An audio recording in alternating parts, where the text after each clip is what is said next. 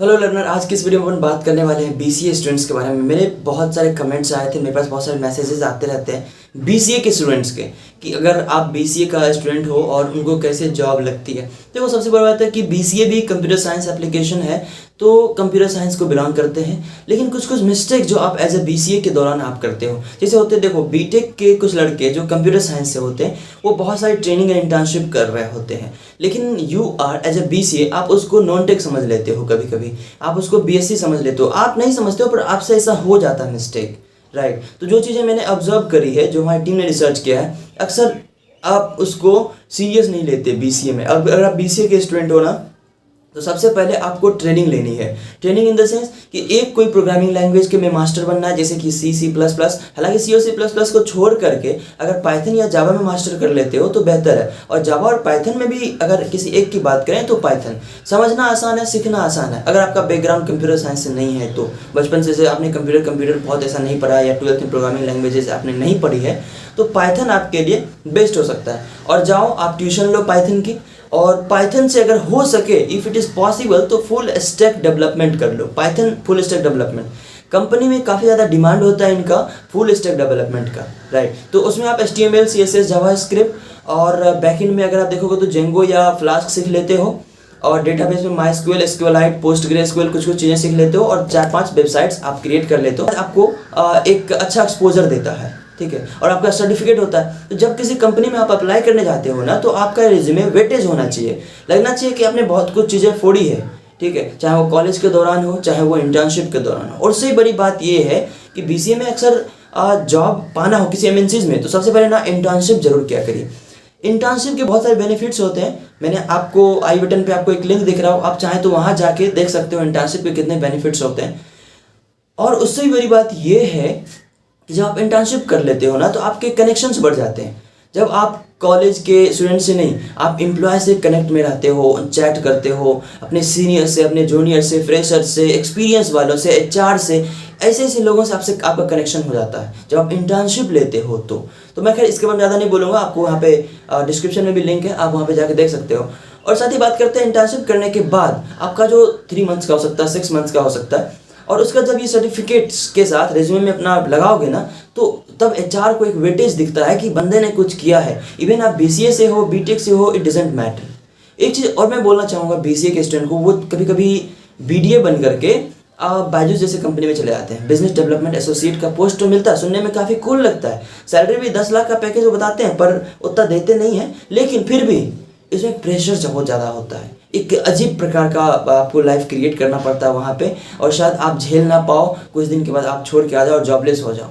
तो प्लेसमेंट के टाइम में ना ऐसी कंपनी को टारगेट करिए जिसका 3 साल आपने कोर्स करी हो, जो चीज़ें आपने सीखा है। फोर्सफुली आप किसी जॉब में मत चले जाइए कि आपको एक डिस्परेट होकर मत जाइए, समझ रहे हो ना आप मेरी बात को। आप कंपटीशन का रेट तैयारी जरूर करिए, साथ ही इंटर्नशिप कर लीजिए आपका रेज्यूमे, ताकि वेटेज हो, ताकि HR को एक झलक में दिख जाए कि यार इस लड़के ने कुछ किया है, फोड़ा है, राइट। तो आपको हो सकता है जॉब लग जाए। और दूसरी बात एक चीज़ मैं बताना चाहूँगा कि कंपनी में अप्लाई करने से पहले ना हेजिटेट मत होइए कि यार अप्लाई कर रहा हूँ, कोई रिजल्ट नहीं आ रहा है, कोई रिस्पॉन्स नहीं आ रहा है। नहीं, ऐसा सबके साथ होता है। इवन आप 400-500 कंपनी में अप्लाई करोगे ना, तो हो सकता है 2 का आपके पास रिस्पॉन्स आए, समझ रहे हो। मोर देन 400 and 500 कंपनी में जब अप्लाई कर रहे होंगे, तो हो सकता है 2 का आपके पास रिप्लाई आए, और ये सफिशियंट है। अगर दोनों में इंटरव्यू बैठने का मौका मिलता है इंटरव्यू में के अंदर, तो बेस्ट है। तो आपको सोचना नहीं है, you have to apply even more than 400 और 500 कंपनीज। आप 3-4 फॉर्मेट का रेज्यूमे रेडी करो, एक ही फॉर्मेट का नहीं होना चाहिए, 3 या 4 फॉर्मेट का होना चाहिए, और वो अलग अलग कंपनीज में सेंड करते रहो। हर कंपनी में अपना करियर पोर्टल होता है, लिंक्डइन पर जाओ, लिंक्डइन पर अपना कनेक्शन बढ़ाओ, और वहाँ पर कंपनी के बैकडोर से उनके जो HR हैं, जो आपको खुद ही पता चल जाएगा लिंक्डइन पर, जो HR है, जो सीनियर एम्प्लॉय है, उनके अच्छे एम्प्लॉय होते हैं, देखना जो एक्टिव रहते हैं लिंक्डइन पर, कुछ पोस्ट करते रहते हैं, तो आप उनको मैसेज करिए, उनको बताइए, अपना रेज्यूमे भेजिए कि सर अगर कोई चांस हो। इवन इंटर्नशिप के लिए, तो इंटर्नशिप का अपॉर्चुनिटी जब आपको मिल जाता है ना, तो जॉब के चांसेस ज़्यादा बढ़ जाते हैं। हो सकता है उसी कंपनी में आपको जॉब के ऑफर मिल रहे होंगे, क्योंकि 3 साल आप 3 महीने या 6 महीने इंटर्नशिप में काफ़ी मेहनत किया आपने, और सीनियर से CEO तक से कभी कभी पहचान हो जाती है, ठीक है, अगर स्टार्टअप कंपनी हो तो। तो इंटर्नशिप मोस्ट प्रोबेबली स्टार्टअप को फोकस करिए, क्योंकि आप अगर कोई एमएनसीज हैं जो ऑलरेडी स्टार्टअप नहीं है, जो बहुत बड़े लेवल की कंपनी है, तो उसमें आप बहुत कुछ सीखोगे नहीं, क्योंकि आप तक टास्क ही बहुत कम आएंगे। छोटे मोटे टास्क कभी कभी आपको मीटिंग बुला दिए जाएंगे और छोटे मोटे टास्क दे दिए जाएंगे, पर वो उससे आप सीख पाओगे नहीं। उससे क्या ऐसा सीख पाते हो जो अमेजन और फ्लिपकार्ट जैसी कंपनी फोड़ पाओ, माइक्रोसॉफ्ट फोड़ पाओ? नहीं। आपको स्टार्टअप कंपनी में करना जहाँ प्रेशर देते हैं, आपको एम्प्लॉय ज़्यादा काम कराया जाता है। तो एज एन इंटर्न जब आप एम्प्लॉय ज़्यादा काम करोगे तो उस कंपनी की नज़रों में भी आओगे, आपका सर्टिफिकेट भी काफ़ी अच्छा मिलेगा, और उसके साथ साथ आपका जो नॉलेज है वो बहुत ज़्यादा बढ़ जाएगा, एकदम आसमान चूमने लगेगा। उसके बाद फिर जब आप एक बार, तब आप खुद ही सोचोगे कि एक बार कोई कंपनी आपको इंटरव्यू का मौका दिला दे, आप रॉक कर दोगे। And that is the power of internship. तो इसलिए बहुत से लोग कॉलेज टाइम में इवन 90% स्टूडेंट्स को इंटर्नशिप का मौका नहीं मिलता है और वो नहीं कर पाते। तो आप ऐसा ना करिए, इंटर्नशिप के लिए अप्लाई करते रहिए, रिज्यूमे सेंड करते रहिए कंपनी वालों को।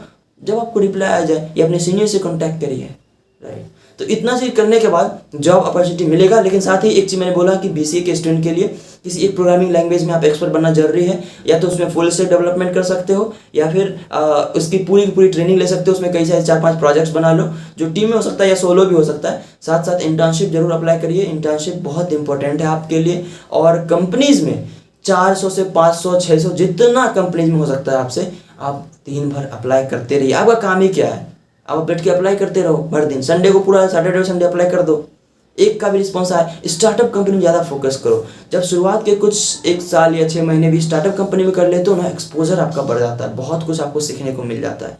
उसके बाद फिर आप चाहे एमएनसीज में जाओ या कहीं भी जाओ, आप रॉक कर सकते हो।